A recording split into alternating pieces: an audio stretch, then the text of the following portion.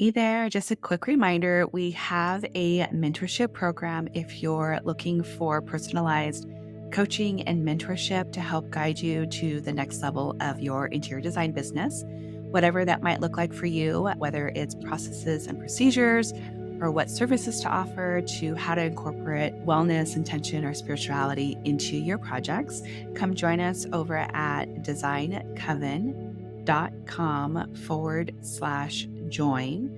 Or if you're just in search to connect with other like-minded interior designers, you can join our free community, also located at designcoven.com/join. You're listening to the Holistic Interior Design Business Podcast. This is a podcast that guides you as a new or inspiring independent interior designer navigating your entrepreneurial path. Here, with my over 20 years experience, I will share my holistic approach to design with intention and ancient practices, including feng shui, all incorporating mind, body, and spirit into my design projects. You will also learn from seasoned interior designers as they give strategies and insight of how they built their businesses and continue to work in the field. Together, we will discover supportive trade partners, new ideas, creatives, and inspiring artists from around the world. I am your host, Rachel Lorraine Crawford. Alrighty, welcome. I have Christina and Curtis on with me today, which is so special. We have a little bit of a history together, so I'm excited to dive into that. But before we do that, we, of course, I'm going to set our space and just being really intentional. I'm going to go ahead and light our candle, bringing in that fire element of creation and creativity. I've got a beautiful Mithras beeswax candle, of course. And then I'm going to ring our bell to get us centered and just take a moment to be present.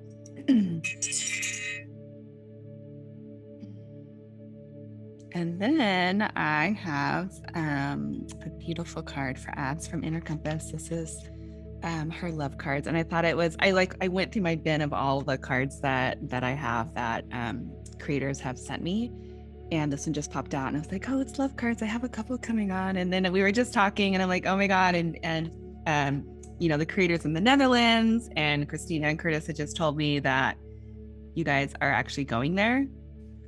Yeah, we're leaving early May. Mm-hmm. Heading out to London first, and then we're over to Amsterdam. Yep, 4 weeks out. So cool. So I love that let's have this whole little connection that I didn't even know about. So it's totally calling you in that part of the world. So let's see what card we're going to pull for us today. It's longing.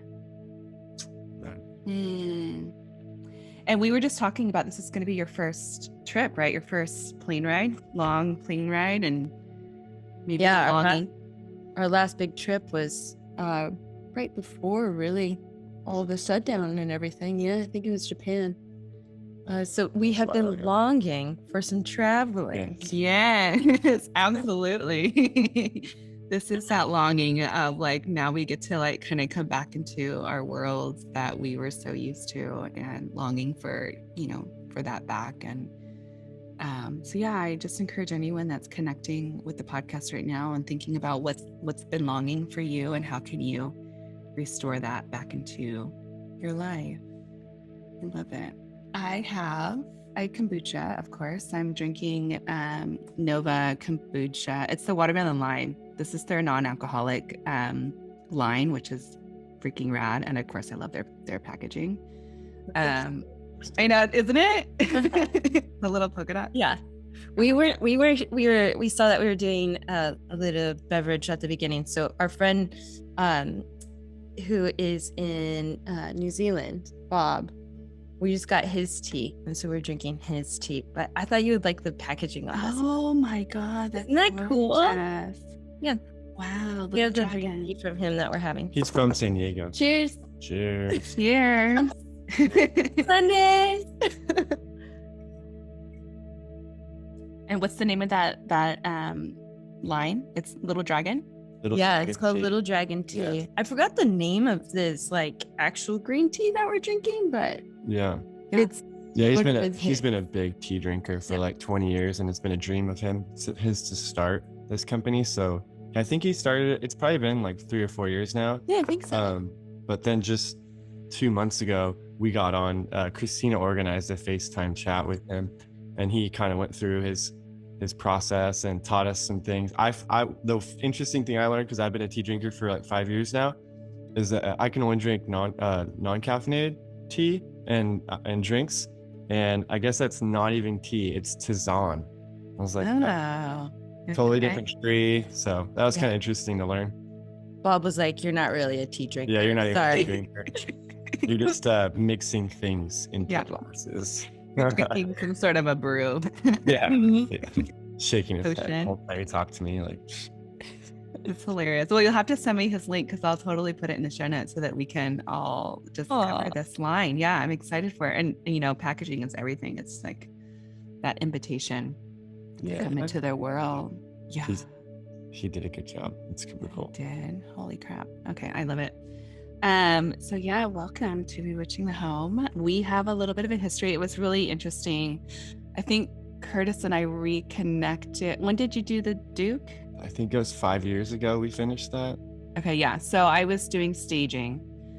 So I've been doing interior design, and then I went off on my own in 2014. So it was right around probably a couple years in, and I was staging, and I got a call from somebody from Curtis's company that they wanted some staging and they liked the style. And I was like, all right. So I remember going to the property for the first time, meeting Curtis. And then afterward, I was like, how the heck do I know this person? Like, I have met him before. And then it dawned on me that we actually went to high school together. And our high school's not that big, but like, I feel like for some reason, there's a big group of people there that you just don't meet, because you get in certain tracks in classes, and it seems like you have the same kids in each year. There was like a whole group of kids that I didn't have in any 4 years, and you were one of those. Yeah. No, I don't think we were in a single class. No, I think you just had a couple of your friends were in some of my classes, and that's like how I started to understand. I was like, oh yeah. And Drew Spicer. Drew from middle school, right? And elementary, we went to Lemon Avenue. That's right. That's who actually we're going to go visit in a couple of weeks. You are? Oh, tell him I said hello. Part of our trip was to go and visit him, because he comes out here once a year. Aside from COVID, he's got here at least once a year to visit his family. So we actually haven't been to visit him since he got married, which was like, I don't know, 12 years ago. So it'll be cool to go visit him. Yeah. That's so rad. And then I met Christina at a networking event. We were sitting next to each other. And we just clicked. And then I remember going to Orchids and Onions, because I was helping out. And I saw you two together, and I was like, oh my God. It was just like this big. Oh, that's funny. I think the funny part was that I'm sitting and looking towards the stage, and then we all get up, and I see you at a distance, and I'm like, oh, I know her. I just met her at Hatch. And I wave, but Kurt's like behind me. And so I'm like, she knows who I am. I know who she is. We're going to like connect right now. But I didn't realize that you already knew Kurt too. And so I'm like, what are you doing? Get out of here. But I guess you guys already knew each other. I was late. Like, you don't know anybody? Get away. You don't talk to anybody. I'm like, I know, but sometimes I do. I know this one person. I know Rachel. I know her.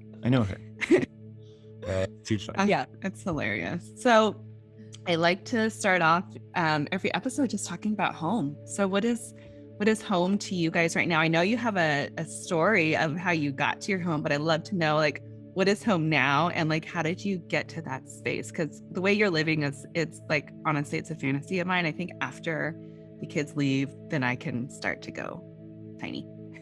Well, I guess honestly, we've always kind of lived small together in the beginning of our relationship.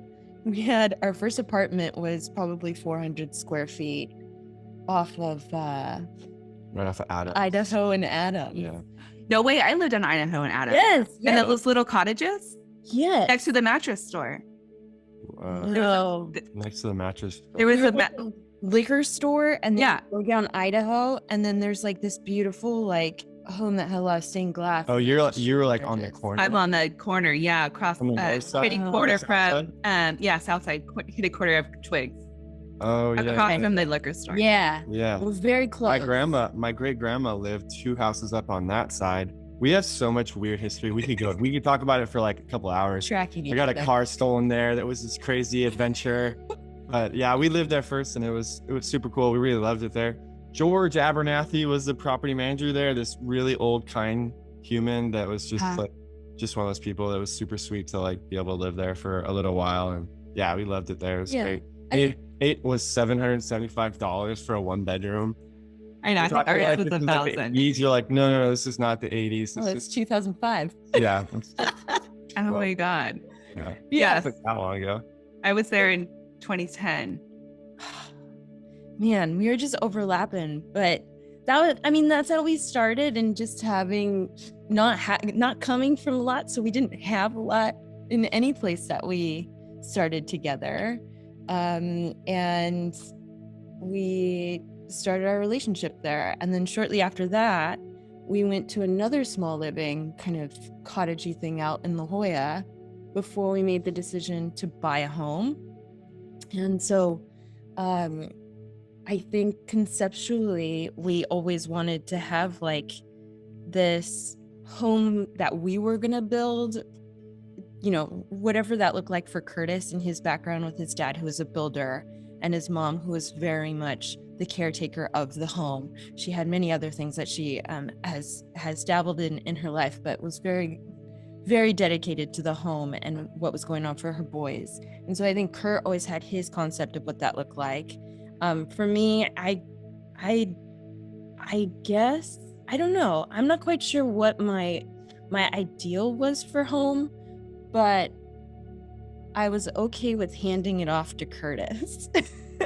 Because I just don't have, if we're talking about building a home conceptually, like physical pieces of it, it doesn't matter to me, which is weird when you have somebody who has this ability to build beautiful things. At the time, I didn't know exactly how good he was, but he was creative, and he was doing a lot of construction. He was running a construction company at the time with his pops, and we started searching for a home. We looked all over San Diego, and his dad came across this property that you couldn't really tell what was going on inside, other than it had this very mid-century look to it. It was 1955. I think it was 1955 built. Gunshots were going on inside. Yeah. Oh my God. Yeah. The pool had turned into like a West Nile situation. Yeah, like a West Nile situation. Yeah. Back.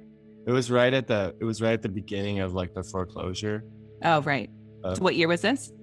2008. Yeah, 2008. It was right like the early onset of like everything falling out. Yeah. And, so it was kind of a good time, but it was also not, the market hadn't dropped off yet. So we kind of bought it like in the middle. So it was a little bit weird. After we bought it, we were kind of almost thinking, oh, did we buy too high? That kind of thing. Yeah. For the next couple of years, we were kind of like, oh, I hope it doesn't go down any further. But ultimately, the house had really good bones. Like it was super well built in the 50s. Like a lot of the stuff, there's a lot of really amazing mid-century on Mount Helix. Oh my God.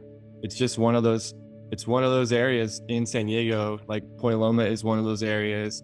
La Jolla obviously has a lot of that, but like La Mesa is kind of like the East County that Mount Helix has a lot of that. And that's ultimately what drew us there. Cause we had this little shack in Mission Hills right by the nursery, and we pulled out because there was literally like, there was no property. The driveway ended up being the neighbors. So it was just like this tiny postage stamp. It was a little too small. It was a little too like claustrophobic. So my dad had found that one, and so we moved into that, and we had a lot of construction tools. We had a house.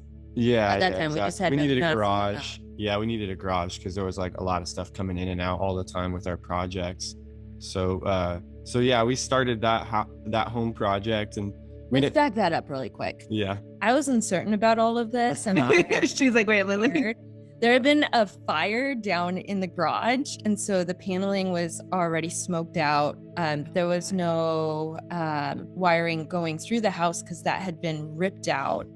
And the water situation was questionable. You got that working pretty quickly, but we owed a lot of gratitude. We still owe a lot of gratitude to his pops, who's no longer with us, but he just came in, and a couple of his friends, and then Kurt had to keep his capabilities, and everybody just went to town, and we thought this thing. And let me back that up a little bit more. Our real estate agent looked at it. We were 25 and 26. Luckily, Curtis had saved every dollar since he was like 5 years old, and he could make this dream of buying good bones to come true. And she's like, don't do it. She's like, you guys aren't married. Oh my goodness. It's a huge project. I've seen so many things happen. Like, just say no, walk away. Don't do it. And we're like, we're buying it. He was like, we're doing it. And I'm like, all right, we're going to do this. So we all got in there, and we thought it was going to take us like 5 years to renovate. Yeah. It was 9. It took us 9, and we did. Well, we had like a big window in between where we stopped. Had some like medical things. So yeah, it was like a 3 to 4 year period where there was not really much going on. On the front end, there was a bunch going on, but we didn't have much money. So our first renovation was the laundry room, which is the cheapest room to renovate, you know? Right. So it was like the laundry room, and I did that in nights and weekends. And then we did her office, which was also like a pretty cheap renovation. And then we moved. The big one was the kitchen. That was the one that saved the money for. So like that was after I think 3.5 years we had saved enough to like slowly buy the appliances out and then buy the cabinets, and then we had enough to do that. And that was like a really big accomplishment, I felt like, for both of us to be able to afford to build something beautiful in this home. You know, once the kitchen went in, we were both just kind of like, wow, this is really cool that we have this place, and we have this really custom, beautiful kitchen that she gets to cook in. And then the rest kind of just trickled in. But it's funny because naturally what happens with remodels is like, it's a construction zone until you sell it. Yeah. So it was like, everything else was pretty much a construction zone. And then like back in like year 8, we were like, okay, we really want to, that's kind of when we had this transition in how we want to live, was probably around year 8. We decided that we really wanted to scale back. It was too much house for us, and it just didn't make sense from like a lifestyle perspective for us, but also, you know, like there were so many things financially it didn't make sense. We just want to live smaller. We want to have a smaller footprint. We want to. Well, I think you have to explain what was also going on. Like we built this. I think when you ask us what is home, I think we both figured out that home is always having a project to do there. And so I think building it to this perfection, it became more about maintaining it and not ruining it, and be careful and don't touch that. And that's not our personality at all. Yeah. If it's there, we want to use it, play with it. Like our nieces and nephews run through the house, the dogs come. That house became, at the beginning, it was such a gathering spot. We had so many parties.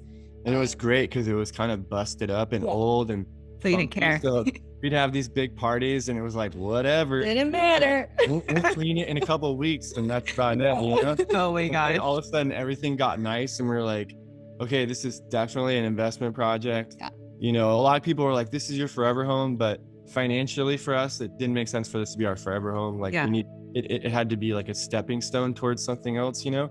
So that was really like the transition in our thinking, was like, okay, we really love living in the city. Like, you know, living off Idaho, we really love it over there. Loved, you know, just loving being close to stuff and, you know, traffic and gas and everything else that goes with that. It's just, you know, we had a pool cleaner, and there's just all these additional costs and efforts that go with having a large house that we just kind of wanted to scale back on. And he had transitioned. So he was no longer doing the contracting.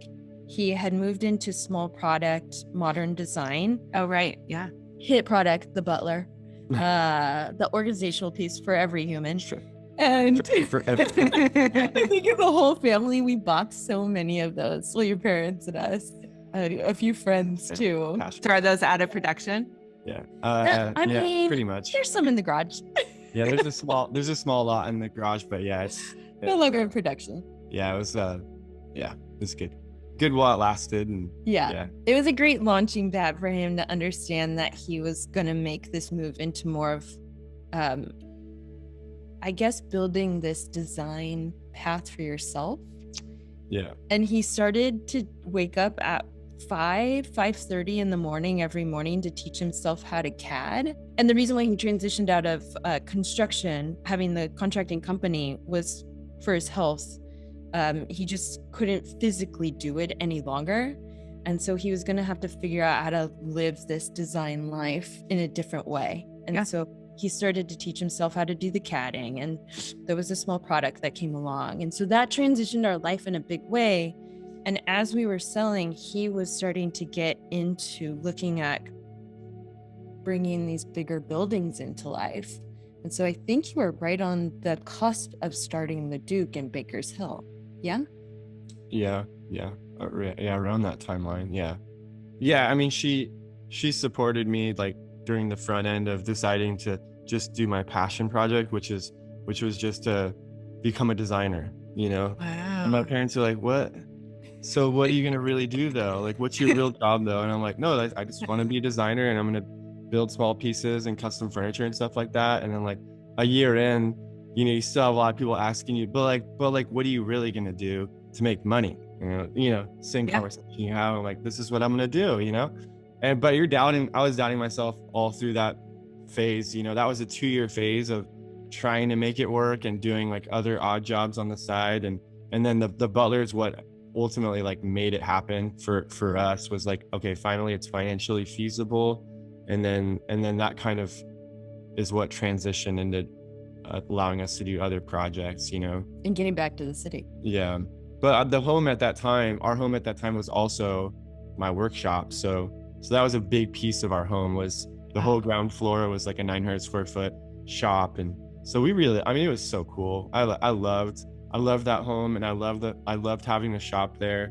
It just, there was just certain elements of it being too large and just feeling excessive for 2 people. Yeah. Us deciding not to have kids, it just didn't seem like it made sense anymore, And so we're both super financial conscious. So I think that was a big driver. And then obviously with like everything going on with the environment, that became like another big driver to find something a lot smaller and to just like really scale back. Because we kind of felt at that point that that's like really how we would love to live, and we've been doing this for 5 years now. Yeah. So home is where you are. So how big is your home now? You have a tiny home. Yeah. Well, we ended up being nomadic for a little under a year after we sold. And we were going through a lot of change at that time. And so in the change, we unfortunately lost his father right about that time. We were making all these decisions, and we moved not only ourselves, but we got his mom to come out to the city with us. So she lives about 10 houses up from us now. Yeah, she scaled back as well. She lives in like 1,100 square feet, and her house was like almost 19. So wow, that was a big scale for her. And it's like her house is, she's one person and a dog. 1,100 square feet is fine. But that was the model, 1,800 to 1,000 square feet was the model for so many years. And it's so spacious. We opened up a couple walls and redid all the interiors and stuff, and it's perfect. It's so cute. Oh my gosh, it's adorable. But so we all moved out this way, and Kurt and I remained about, we would do a couple days with your mom or a couple weeks with your mom, and then we would go on a trip, or we'd try different Airbnbs around town to see what neighborhood we really wanted to settle into. And we stayed at this Airbnb across the street from where we are now. And we didn't know this street, but we stayed in the Airbnb, and it was kind of quiet. And then we fell in love with it over a week. Cut to going out and staying for a couple months out at your cousin's place in La Jolla. And Kurt found online the place that we're in now. And he's like, there's this. Well, she actually took a plant from this house. The guy up front he was like, I think he would do clippings here and there. Okay. And while we were staying, she walked by and he had some clippings that she like brought back to that Airbnb, which is on the corner of our street, and like planted it in there. They needed help with their gardening. Yeah. So it was super funny to like find that house, and so we checked the house out, and it was just a freaking wreck of a house. Oh my gosh. Like It was perfect. it was for all the right reasons. It had been sitting on the market for 3 months, like in a decent market, but like just like all cash buyer only, because it's just like missing like most of the foundation's not here. In the Zillow picture, it's leaning sideways because it pulls off of the front footing. It was 5 colors. 5 colors. Totally illegally built into 4 apartments. Oh my It's a gosh. single family house just cut up. And so I wasn't really that excited about it, to be honest. I was kind of like, I don't really want a big project, because I was already starting some of these infill projects, and I just didn't really have a lot of the time for it. And so she was a little bit more excited. I was really excited about the neighborhood. I was like, I love this neighborhood. I really want to be here, but I just wasn't sure if we wanted to do this scale. But so we walked away from it saying, he's like, it's too big of a project. And for me, like I said, I'm not attached to like the physical so much. It's more of a feeling of where I want to be. Yeah. And he's like, it's just too much. We go back to where we're staying, and I think 3 days go by, and he wakes up in the morning on the 3rd day, and he checked the listing. He's like, it's still available. I'm like, you know what I think we should get it. It's totally your energy. We're supposed to have projects. Yeah. It doesn't have to be that it has to be perfection at all for the next, I don't know, decade. Like, we would be okay if we just get it to livability. Yeah. And so we made an offer, and then somebody went in and offered way above what we asked or were offering. Mm-hmm. But I had written a letter, because you should always write a letter, and really kind of leaned into what we were doing with our lifestyle. But the thing that was the hook was that the son of the man who had owned it had passed. His son, who was in his 60s, was selling it, and he had the butler saved in his like bookmark of websites. And so he knew exactly who Kurt was, and was like, I want you to have my dad's property. Butler closed the deal. So there's just like these little magic moments. But you like, when I walked on this property, as I knew it was magic, I knew it was right in line with the lifestyle that we wanted to have in the city, because we still both need a lot of downtime, a lot of quiet time. I think probably I'm a little bit more out and social, but he is a quiet surfer most of the time, chatty, but a quiet surfer, and needs some nature. And something about this street is it just delivers both of those concepts. And we kind of sit under these pepper trees that just swing and bring this magical aspect. I think the pepper trees definitely they're the magic of this space. There's 2 mature pepper trees, and they're just really cool. And I think it makes it, a lot of people come up here and they feel like they're kind of in the hills, in the trees, and they feel like they're outside the city, and those trees definitely do it. Yeah. But the structure is definitely still Lost Boys from Peter Pan. Yeah. And if there's an earthquake, we should probably run out. Yeah. But it's perfect for us right now. It's perfect. And there's no need to like make any big maneuvers other than to maybe redirect the wildlife that wants to live under my bed. That's all. Oh my goodness. Oh my God. You're going to have to send me photos of this house. No, you're just going to come over. Oh yeah. Yeah. I'd love to come over. Yeah. So we ended up splitting it into 2 units. So it's an Airbnb in the back, which is like 350 square feet. And then we live in about 400 square feet, which is it's a small 1-bedroom. And it's just kind of like an open floor plan, single wall is the kitchen. And then otherwise, like, there's a little office area for Christina to work. And then the outside is really what helps live here, because there's like a couple different terraced wood decks that you can go and hang out on. Or we have 3 sheds There's a lot of shit. A lot of sheds. I think he'd love to use the under, what is it, 120. Oh, right. Yeah. The 8x10. Structure, right? Yeah. So he's got 3 of those. One's kind of my office when I'm not on a project, and then one's my workshop area, and then another one's storage. So it works out great. Just good overflow. And then we have a garage area for her workout and office space. So it's a good amount of space. And yeah, we love being super close to everything now again, and just not really having to worry about a lot of the maintenance and stuff that we used to. It's really nice. Oh, that's huge. And then how does it transition into your newest project? Yeah, so the Airbnb, I think, was kind of a little bit of the design exercise to better understand. And they're both really in different ways, because this one was a 1-bedroom. The Airbnb is a studio. Okay. Airbnb, the layout was a little bit weird.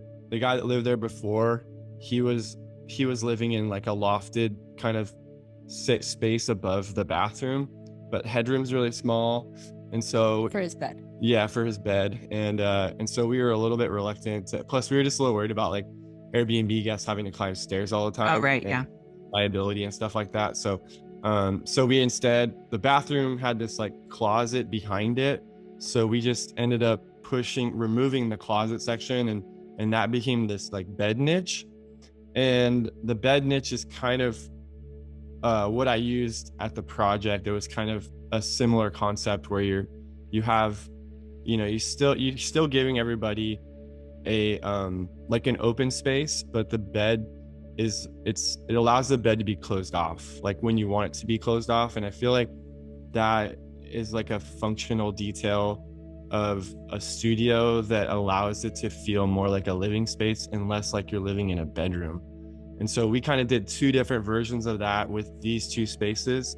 And then it was really cool because we lived in this space, like our kitchen area was like, how much storage do you really need in a kitchen for it to feel like fully functional for someone that cooks all the time? Like Christina cooks all the time. She loves cooking. So I wanted to make sure we weren't going to be reducing any space for just like living functionality. So like the kitchens were designed in some ways similar to what we have here, where it's more or less like a 10 to 12 foot bank of cabinetry and appliances. And that felt really good. I felt like the 2 of us, we can work in the kitchen really well. There's no bar space, even though I know some of the people that have moved into Cayuca, they put like a little bar in there too. Okay. So it's, there's some like floating functionality that I feel like people can add to it. But yeah, these are 400. So that kind of transferred over to like one of the main floor plans that I designed for Cayuca, which is 370 square feet. So it's a little bit smaller than what we were living in. So I just made sure we added more storage to the space to make it more functional. So like there's floor to ceiling wardrobe space that's built in, and then there's a bed that's built in, and then we have floor to ceiling casework for the entire kitchen. And then in the bathrooms, we're hiding all the laundry inside the bathrooms. We have a little, since the beds are like a tuck-in niche, we installed this little phone charging dock thing in the wall. So instead of having a side table where everybody puts their phones, you have this little niche that you can charge your phones in.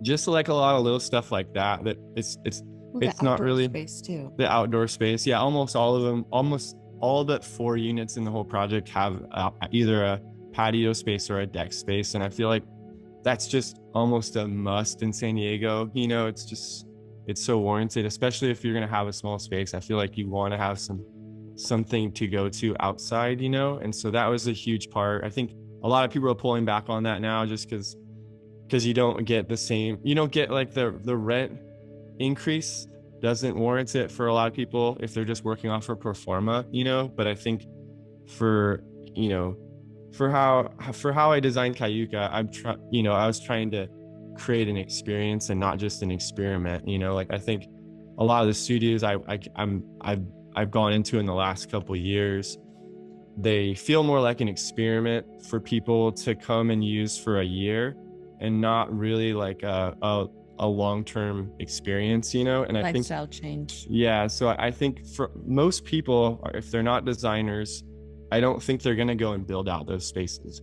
You know, they're just gonna come in, put their furniture in them, and then they're just gonna kind of get burned out on it not quite being spacious enough, you know? So that was like a big part of the design, was trying to figure out like what's the sweet spot in square footage, what's the sweet spot in like how much extra money we want to invest in built-ins and things like that. Because, you know, a lot of that stuff you're not going to get back. We're not charging more rent than any of the other market rate stuff. We're actually charging less than most of them are.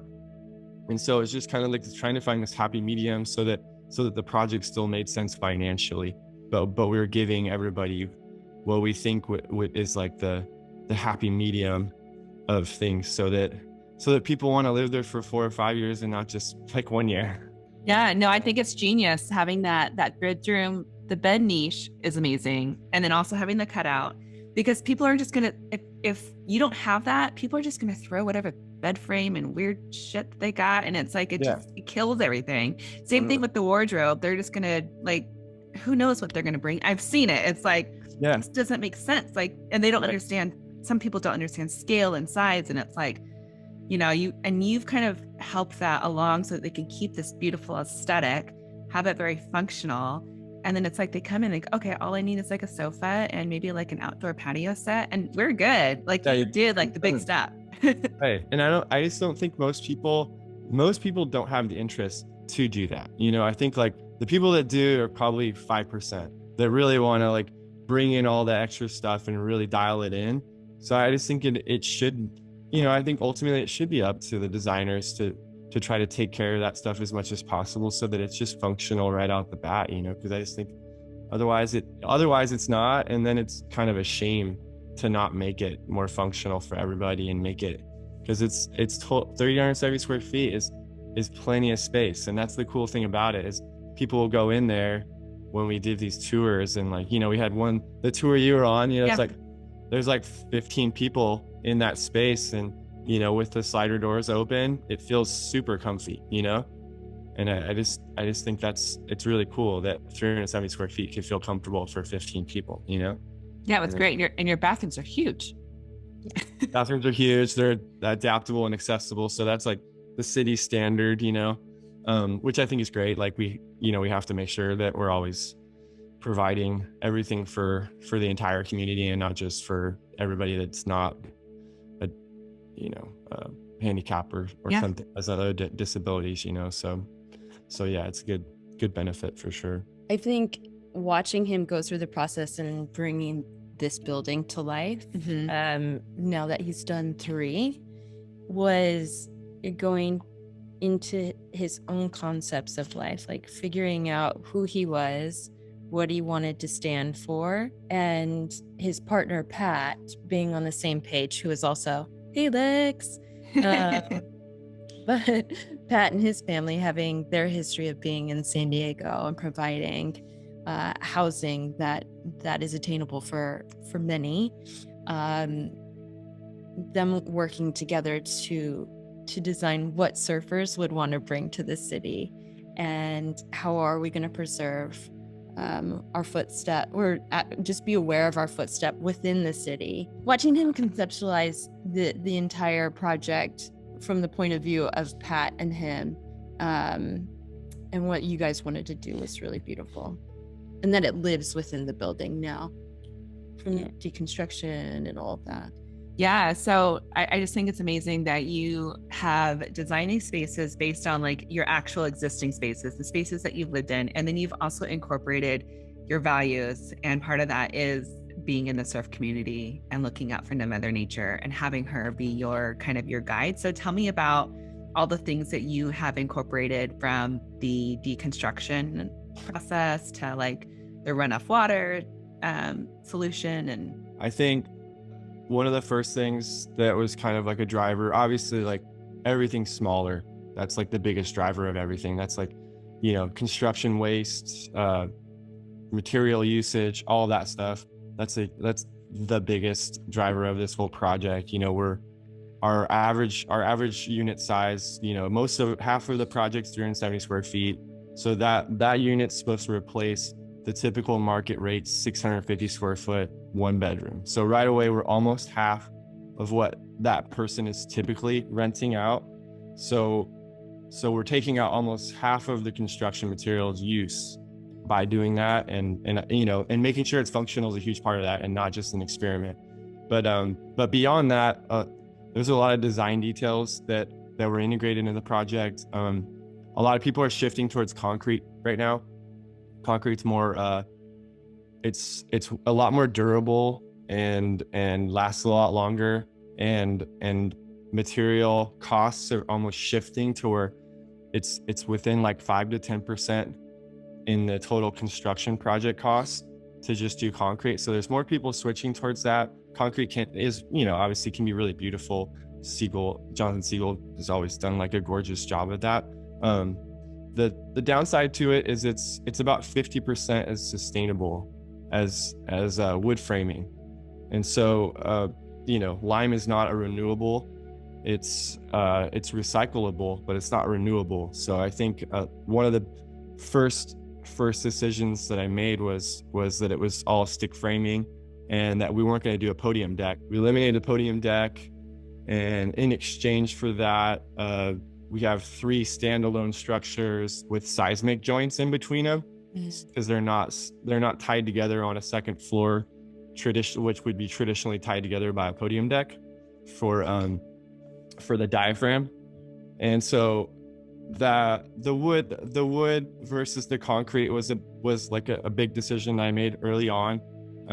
I think cost wise, there's probably not a big cost difference between the two, to be honest. Maintenance wood's probably going to be a little bit more, but I think, it's that balance you're trying to find. Like, I think we have to make decisions for the environment and for the next 100 years. And I think, like everybody's saying, that we have to go back that way. Even we have to minimize concrete, even though I think it has longevity purposes, and there's like plenty of arguments for it. I think ultimately everything I'd studied and researched was saying like we have to be more on the lumber side, the stick frame side. So that was a big decision. The other one was just adding solar to the entire roof. I wanted to make sure that was designed into the project from the beginning, because all these projects, there's so much stuff that you can put on the roof, with like all the HVAC units and all the venting for the plumbing, and it can just get littered really fast with like mechanical and other uses. So that was part of the initial design, and it was part of the construction budget from the beginning. Like on the previous project, we designed it into the project for one of the roofs, but it wasn't integrated into the construction budget because we just didn't, like the funds weren't there. But this one, it was like from the beginning, it's got to be in the pro forma, it's got to be part of that, and it's not going to get taken out. And so that powers, it's pretty cool. I have this app now, and it tells me, I'll show it to you because it's, I look at it every couple of days now because it's just kind of cool how they quantify things. But it gives you the power creation. Oh, rad. Day to day, and then at the bottom, it's it tells you how many trees you planted and what emissions you've reduced. We got 16 trees so far. It's just cool. It's just like I think it's great to give people want to visually see what this is doing. Yeah, they want to know. And I think it's odd. Like this app, Solar Edge, it just came with the solar system we put in, but I think, it's like I feel like people, in order for it to be tangible, people need to actually like feel it. What is that doing for us, So that our system is all 3 roofs, and it's going to essentially power a quarter of the units. So it'll end up powering like 6 units. It's almost what everybody's doing now. That's the requirement for new residential. It's still not a requirement for apartments. I'm hoping that shifts in the next couple of years, because I just think it's crazy that we have all this flat space all over the city being built, and we're still not putting solar on it. Yeah, that blows my mind. Blows my mind. Yeah, it's like this could take away how many emissions from cars, changing over to electric. There's so many things.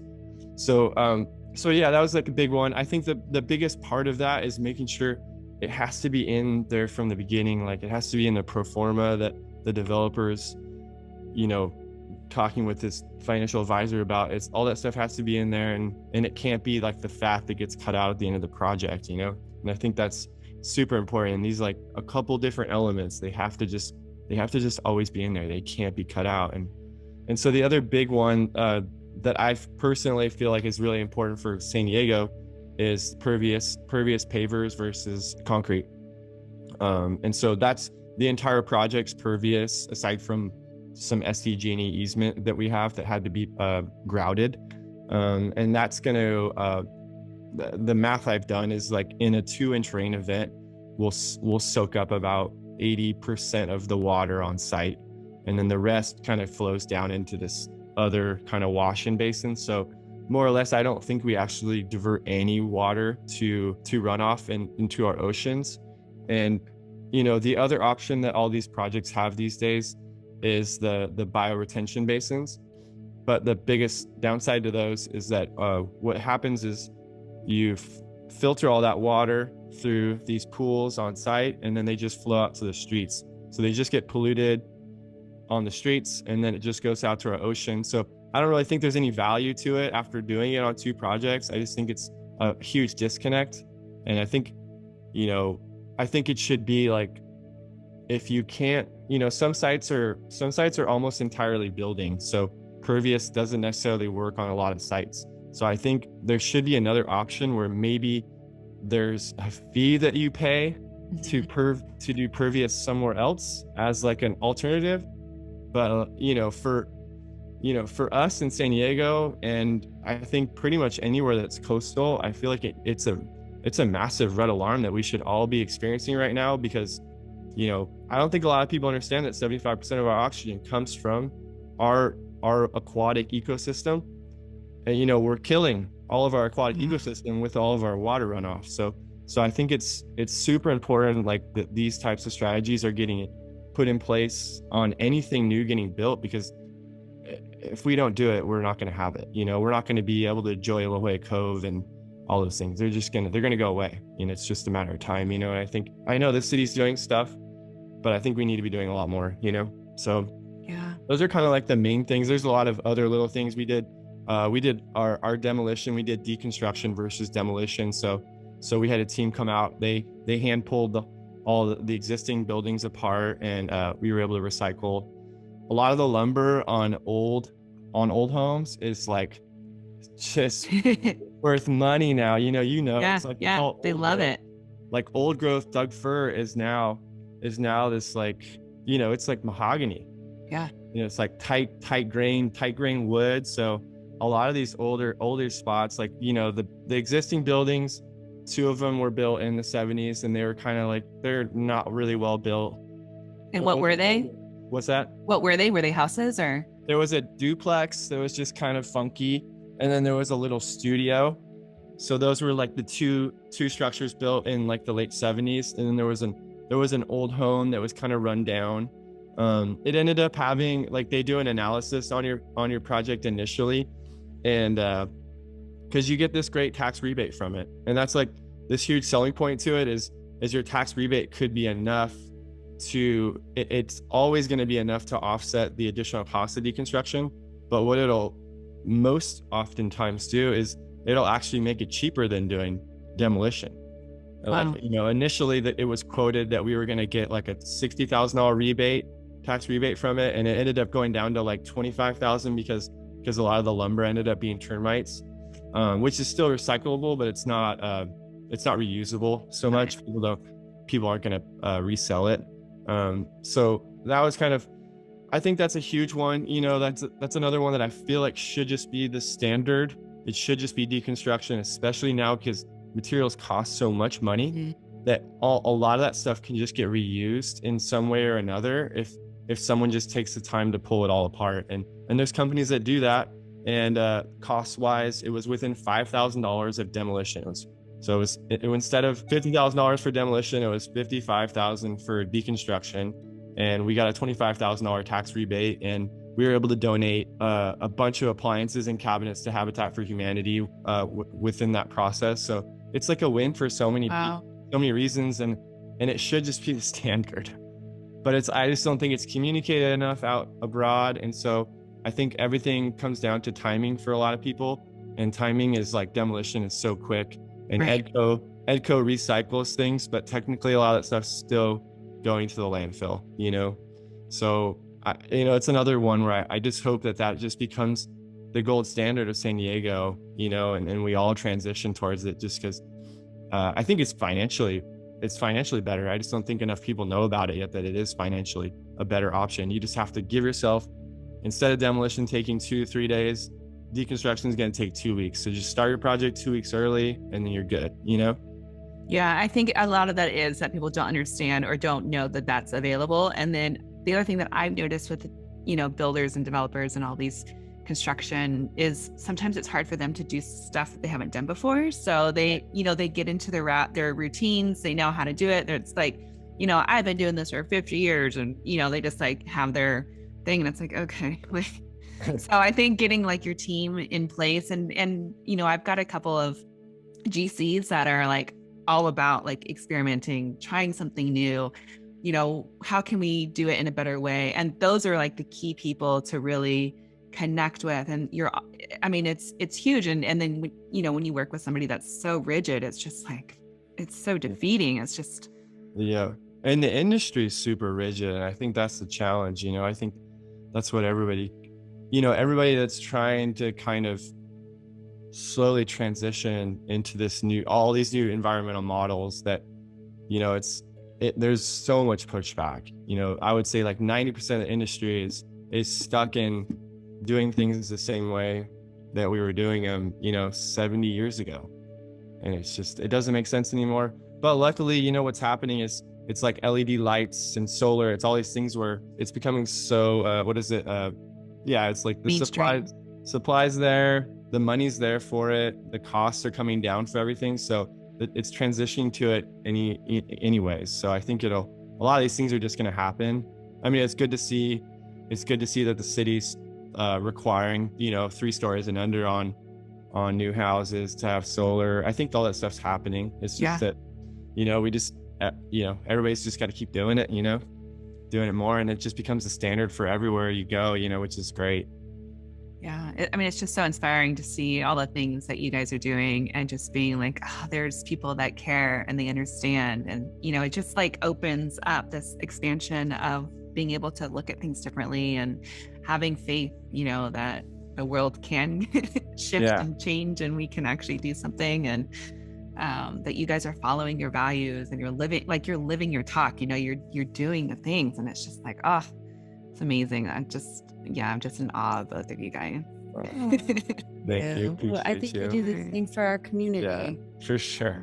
It's a beautiful job, just bringing people together and changing conceptual ideas of how people can live in this world. So being mindful in this space, I think is huge. Getting that starting out wherever your new space is, like starting out on the right foot. I think that's huge. Such an important piece of being comfortable and moving forward and not having like the stress and all those other things that come with it. We just had a friend over last weekend that just bought a house, and so they were telling us all their DIY woes, which is always great. I think I've been there. You keep going. Yeah. You have fun. You can just make this like an entire stage for chaos to record and have fun. And then one day, 6 months from now, you'll look back and you'll be like, we came far. Yeah, it's a big journey. It is. It all journey. Every time. Every one of these projects is a big journey, Yeah.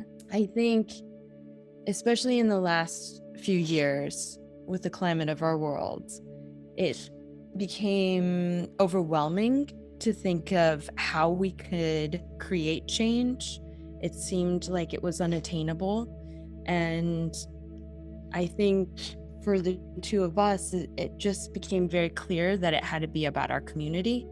And if it's within the block that we live on or the neighborhood that we've decided to really kind of sink into, what could we do just on a smaller scale on daily living? And once we started practicing that more often, And that was the transition of going so big to small again and getting back to the city. Everything kind of just, without us intentionally doing it, just kind of came together on its own. So it's interesting to just be in the space that we are right now on the back end of so much chaos while still being in so much chaos. Yeah. It feels like we've settled into a nice spot of knowing that we do have some kind of power, Yeah, absolutely. Yeah, I think that's the biggest thing. It's really like, it's just all those little things, It's like if everybody just does all those little things, I feel like there's huge change. I mean, honestly, everybody's so bummed on the gas right now, but there's a huge blessing in that whole situation. I mean, COVID was the first one where all of a sudden, Right. everybody's working from home. It shut down so much commuting, so much emissions, just huge reduction. And now with gas prices, there's a huge wave of people that were not going to buy electric for probably 10 to 15 years, who knows how long, and now they're out shopping electric, which I think is ultimately, it's amazing. It's what our environment needs. It sucks that it's making life more unaffordable, and hopefully the other things will kind of offset that, because it is kind of insane how expensive things are right now. But I think ultimately we all need to pay a little bit more, in order for us, 2 to 3 generations to still be here. I think it's I think Mother Earth is forcing it. Oh my God. Yeah, she is like, all right, I'm cutting. Shut it down. Like, you guys aren't going to do it fast enough. So like, here's COVID, shutting it down. And now it's like, the insane crisis in Ukraine and Russia, like that. I feel like ultimately it is just further pushing us away from gas, and or pushing us into our true values. Yeah. Too. Yep. Totally. We don't have little ones, but we do have a lot of nieces and nephews. And if they're the only ones that see maybe a little bit of change that we're trying to do, that would be worth it all, Yeah, I mean, they're different. Yeah, and they're seeing everything, and they're like, my boy is, the oldest, he's always like before bed, sometimes it's like he's worrying about the sea level rising and like freaking out about it. And I'm like, oh my God, like this is real stuff for these kids, and that they're learning, and they're like, basically like, you guys fucked up. Like, yeah, and it's like, what do I say? What do I do? Like, how do I comfort him and help him? And, but yeah, there's a lot there. Yeah. Well, great job on having such an older kid. Yeah. That's amazing. Yeah, they're both super, super sweet. And going back to mindfulness, are you guys doing anything right now in the world of ritual, or how do you guys get grounded? How do you stay centered? How do you get into that world, that mindset? We both have different practices. Oh, I want to hear. I think for years I tried to pull him into what I was doing, and then he tried to pull me into what he was doing. And I'm very I'm less intense when it comes to my ritual of maybe being mindful. But I'd say definitely I've always been into yoga, being a dancer, having a background in dance. I think always being very aware of my body. But given these couple of years of being grounded at home and not having these extracurricular activities that I could pay to get into, it really became a practice of what I was doing for myself here and what I had in the safety of my own home. So I would say being mindful in small little practices for me, 5 minutes at a time, 10 minutes at a time, if that's putting on a recording or just sitting quietly with holding my dog, and then writing. Writing is a big one for me. It has to transition out of my body. So I'll try and write some pages. You have a completely different practice. Yeah. I'm more of like a ritual person. Okay. I have, routines that I just live by. And so over the last, I would say like probably 5 or 6 years, I've been slowly like fine-tuning my morning and evening routine, and I've tried a lot of different meditation practices. And then I was really into Wim Hof for a little while. And then I found a group out of Encinitas called our Breath Collective. And that's my go-to routine now. I really love, there's a couple, they have I don't know if you're familiar with them. No. There's probably a total of like maybe 15 to 20 different leaders. And every morning at 6 o'clock, they lead like a 15-minute breath exercise. And I love it. And it's super cool because there's so much different variety that you can start to feel which ones are what your body really needs, which I really dig. Like, you choose all these different types of meditation, and you start to understand which ones are really going to make your mind kind of like either, whatever your mind needs to do to like either start or end the day. If it's like take away all the stress or take away all the chaos and like just, get into that moment of just, paying attention to that one thing. And for me, breath was definitely, it's more of like it gives you it's like the added physical element that really allows me to just like stop everything from outside, stop my thoughts from everything that I have to do, and just like focus on this one thing and just get into like a really calm state. And I really love their practice is great because there's a couple people through their practice that really make my body feel good. And so I just kind of, that's my daily. And I usually do 15 minutes in the morning and then 15 minutes in the evening before I go to sleep. And then I do some other like stretches and stuff. But yeah, I love that. That's like my go-to. I can't not do it. If I miss a couple days, my whole body, I just feel it, Wow. Like I gotta get back on it, And that's a virtual thing. You don't do that in person or?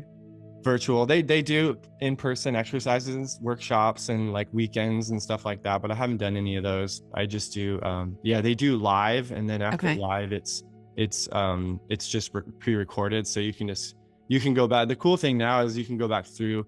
So I have like, there was one that the main guy Reese, there was one that he did on Christmas Eve, and I felt so good after that one, so I replay that one probably at least twice a week. That's like one of my go-to exercises. Is just like that one specifically, everything, that the flow from start to finish, like my mind and my body just felt so much better afterwards. And it's cool to find those things because it really is. I think everybody's body's so different, and it's really, I think it takes a while of trying different practices to really find out what like your mind and your body really needs, And I liked yoga a lot, but I feel like I needed something more than just yoga. I definitely needed something there's like a mental part component that I was missing, So it's cool to find those things. I think they're super powerful, and I think everybody should be doing them, to be honest. I think it's something I wish I was taught when I was like 4 years old. And, I think my stress levels would probably have been a lot more manageable over the years because of it, So it's. Oh my God. And what's it called again? That's called Our Breath Collective. Okay. You'll have to send me the link for that too. I'm going to put that in there. I'll forward to you. Okay. That'd be amazing. Yeah. And is it a membership or is it? Yeah, it's a membership, but they also, their page has a ton of free breathes on there. Just, they'll do like full weeks of free breathes. So you could live off of their free breathes, but I think it's, once you do that for a while, it's cool to get the variety of their daily, because then you can really find the ones that you're like, that's one of the ones that was magic for me, so I'm gonna keep that one. And it's cool to have that. And surfing. Yeah, surfing is my other. Like when you ask what is your ritual, Curtis is nothing but routine. Ritual? Yeah, surfing. Yeah. So Curtis, what's your sign? I'm curious. Taurus. It's your birthday's coming up. Yeah. Mm-hmm. Yeah. I'm going on vacation for my birthday. I was born on Mother's Day. Oh my God, what a gift. I'm sure your mom is just like loving up on that. She's that mom. Yeah. I was definitely her gift. Oh yeah. She loves me. Highly supportive. Yeah. That's so rad. All right. So what's brewing? What's coming up for you after this big trip? What are you guys working on? What do you have? I see that you have a painting back there. I know you've kind of taken on some painting skills, and what else you got going? My focus for a while is just going to be more on creative projects, less on like the doing and producing, and more just on just creative stuff. I want to get back to just creative stuff for a little while and kind of figure out where I want to go next. But definitely taking a long pause from development, and just design stuff. We're gonna rebuild our house at some point into three homes, like a Airbnb and a 2-bedroom, and then our home. So that'll be a project that we probably do in the next, like, I don't know, 2 to 5 years kind of thing. But Okay. I kind of want to totally regroup on my passions and my design love, and take like a slow like design process into that whole thing. I already have a bunch of designs I've done for it, but now I kind of want to back out and just kind of feel it out for a while and see what makes the most sense. So that'll be like my main design project for a while, I guess. I feel like he's saying what he's gonna do and then like the time off. I feel like we were still going pretty hard with the lines of work that we had. Yeah. At the time that everybody else slowed down, I feel like we still had so many projects going on that we're kind of wrapping up a big portion of them. And it's time to let go and travel and reset. And I think we'd probably have a better answer in a couple months of what's next. I really hope that we don't have a what's next for a minute. Yeah. I mean, I'm gonna be the on-site handyman at Cayuca. I like it. So I'm really looking forward to that, to be honest. Like, just take care of what everybody needs and just maintenance and just kind of caring for it like it's my home, and just there's some really cool people that have moved in over there. A friend of a friend is moving in, and we already have a couple of new friends that live there. So it's kind of it's definitely that spot, and that was a part of the magic of that project was like I wanted it to be close to where we live so I could bike there. And so now we're transitioning into this point where I can bike. I was biking there at the beginning of the project, and then it got too busy and I had to like do a lot of like trips to the store and that kind of thing. So now I'm back to, got a little tool shed over there, and I got my bike upstairs. So it's just kind of biking back over there and fixing things up when I need to. And that's kind of, I'm super excited to just do that. That's happening. So rad. I love that you've created a beautiful community over there. And do you still have some spaces that are available for rent? I don't think so. Wow. Yeah, we're all rented up. We just have a couple leases that aren't signed yet, but we should be. So yeah, that's the crazy thing about the market right now. Just, it's insane. I don't get it. Yeah. But there's a lot of people moving into San Diego from other places, kind of like what's happening in Montana and all these, like a lot of the people from big cities. We have someone from New York, someone from New Jersey, someone from Oakland, and then San Jose and San Francisco. So we have 5. So 25% of our building is people moving from somewhere else. And I think there's a huge part of what's happening in the rental market right now, which is just people from other places that I think are slightly more expensive than San Diego are moving here because they work from home. Right. And it's definitely causing a flood to the rental market because we didn't advertise originally. We just had our posters up. So we were getting a level of traffic. We were trying to finish the project, and Pat and I were also doing the property management. So we kind of wanted to just take it in slowly. And then just 2 weeks ago, we decided to kind of let's market it and finish it. And we did that, and we had a huge flood of people. People are like sending us personal statements, and we had a ton of people at the open house, and that was it. Sold out. It's crazy. It's just a crazy time right now. It's this big transition in the city happening, and it's pretty wild. So crazy. And what does Cayuca mean? What's the meaning of the word? So when I was doing the historical review on the project, you have to go to the San Diego Historical Society, and you look on the old Sanborn maps. So when I was doing that, I noticed that Robinson Avenue in like the 20s used to be called Cayuga. Oh.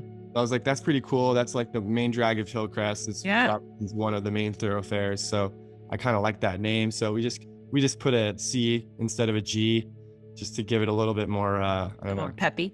Yeah, it's a little Curtis flair. Feels a little bit. I mean, Cayuga kind of reminds me of the Yugo car that was like a failure in the market. So I was like, I didn't want to have that connotation. So yeah, Cayuca is a flavor of the original Robinson Avenue street name.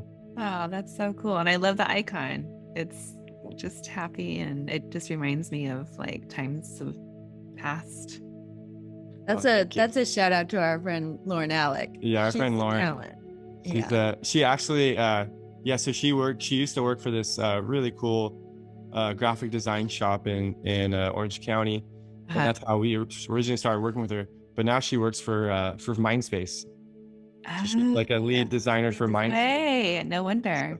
Yeah, so she has the same feels. I love it. It's cool. It's cool to have her, because that's definitely like a part of us, is like that whole, just that train of thought, I feel like. And she has the same. She's a surfer too, and Surfer as well. So it's cool. She did a good job. We're happy. Yeah, she did. And then I think she also made you guys like some keychain design, and yeah. We stuck her logo on those keychains, and Everybody moving in. Yeah, everybody little green keychain. everybody moving in. We'll get you one. Yeah. yes, I'm obsessed with it. I need to make some keychains. Those are beautiful. Oh, thank you. Yeah. Like everything you guys are doing is just so intentional, and I think that's the big thing, is like being really intentional, connecting to our values, connecting to our cores, and then living that life and showing up in that way, and showing up in that way for the future generations. You've got your nieces and nephews that are looking up to you. I've got my boys. It's huge. It's huge. Yeah, we're definitely that generation that I feel like, I think our parents' generation was like the beginning of recycling. There's recycling bins. That was that transition, so I feel like it's been this slow transition, but I feel like now it's exponential, and I feel like we need exponential efforts, from our generation, and obviously the one after us is going to be the one that's really going to like turn it up a lot and make these huge shifts. But I think every little bit, everything we're doing, it'll be interesting when I know the compost thing's supposed to be coming in 2 years, and I'll be interested to see how that shifts. Yeah, we've been doing that in Encinitas, so everyone can drop all their compost into the green bin. So we've been like, before that, it was like this big thing where I don't want, there's worms and there's like, it smells and this whole thing. And now they've just made it so easy where we just dump it in, and it's like, we don't have to worry about it. So is your green bin the same size as your trash bin? Yeah. Got it. So it's just one extra bin, and then all your food goes in there? Yeah, it's the same green bin that you would throw like all of your clippings from the yard or the mowers and the gardeners and everything, just dropping in all the green and all the food. How much extra, like say if your trash bag was filling up every like 3 or 2 days or something like that, how much difference do you think it is for your family when you're diverting all that? It's hard to, I'd probably say like 20%. 20%. Because we've got like a bowl that we fill up and we toss out like throughout the day, and it adds up pretty fast, and it's heavy and dense, and our trash, it's like I feel like, and then of course you have the recycling, so it's like there's hardly ever any like trash. I feel like we need a bigger recycling bin is what we need. It's like we don't have enough space to like put all the recycling in. Right. What's your compost setup look like in your house then? Oh, it's just like we just have this metal bowl that sits on our kitchen counter right by the sink. So whenever we do the dishes, or when the boys, clean up their plates, we scrape it all into the bowl, and perfect. Put the dishes in the dishwasher. Yeah. That's awesome. Yeah. It just becomes part of the routine. Yeah. That's great. Yeah. I think City Center sounds like we're still 2 years out before that. Isn't it 2025 or 2024? Oh, I don't know. I think they're still trying to find there was something that went through. They were still trying to finalize the funding for all that, because it's another whole truck and transfer, and everything has to happen. Put in place. And they might charge for it, or I don't know. I heard some talk about it, but I don't know what's like the final. But and then I know people do have like the countertop compost things, and then they also have the bins, and I'm just seeing that in my clients' homes that they're all doing it already. So that's great. That's awesome. Really cool. Yeah, we need to do that. We haven't started that because we don't free. Well, we tried. Yeah. We tried to do composting ourselves here on the property, and but as I said, the wildlife has. Oh, yeah. So we have to figure out a better system. Yeah. Well, it's funny that you talk about the wildlife. We have this cat door for our cats to go in and out. We've had skunks come in, we've had raccoons come in. Oh yeah. Oh my gosh. Same. Yeah. But I love them all. I like the possums, and I'm like, Tyson, stop feeding them, or like, don't like encourage that. Like, Yeah. they come in and eat the cat food. So Right. Yeah. It's like, it's cool, but also yeah, don't do that. and whatnot that come with that as well. Yeah. Kind of like medium in nature. Yeah. It is their home.